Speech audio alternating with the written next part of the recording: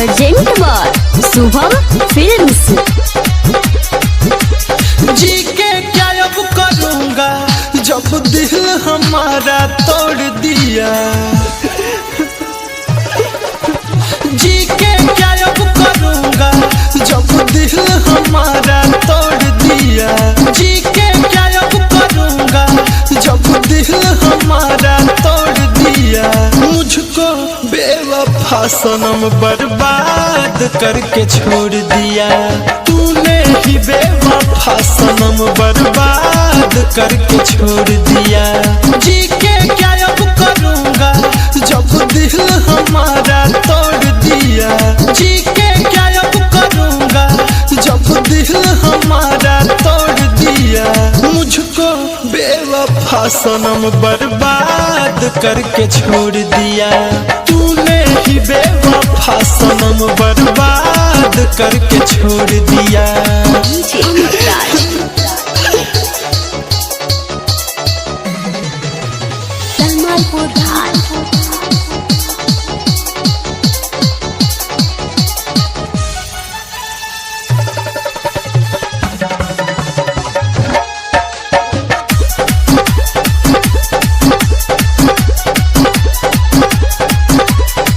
तेरा चेहरा नजर से न भूल रहा हूँ। अब न मुझको पता है मैं कहाँ हूँ। तेरा चेहरा नजर से न भूल रहा हूँ। अब न मुझको पता है मैं कहाँ हूँ। सपना देखा के झूठा जीवन में जहर तूने घोल दिया। सपना देखा के झूठा जीवन में जहर तूने घोल दिया। मुझको बेवफा सनम बर्बाद करके छोड़ दिया। तूने ही बेवफा सनम बर्बाद करके छोड़ दिया।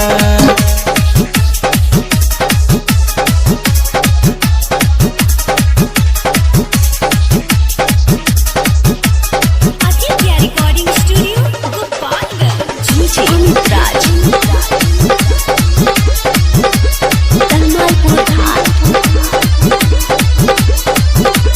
अर्जेंट बार शुभम फिल्म्स।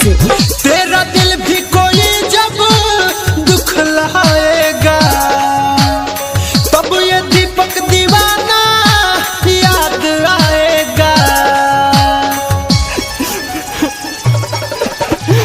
तेरा दिल भी कोई जब दुख लाएगा तब ये दीपक दीवाना याद आएगा। रंजन मनोज कहता है शेषनाथ से नाता क्यों जोड़ लिया।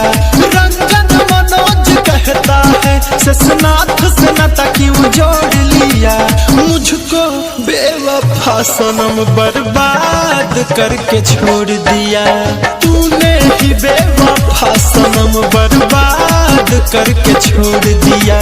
जी के क्या अब करूँगा जब दिल हमारा तोड़ दिया। जी के क्या अब करूँगा जब दिल हमारा तोड़ दिया। मुझको बेवफा सनम बर्बाद करके छोड़ दिया। तूने ही बेवफा सनम बर्बाद करके छोड़ दिया।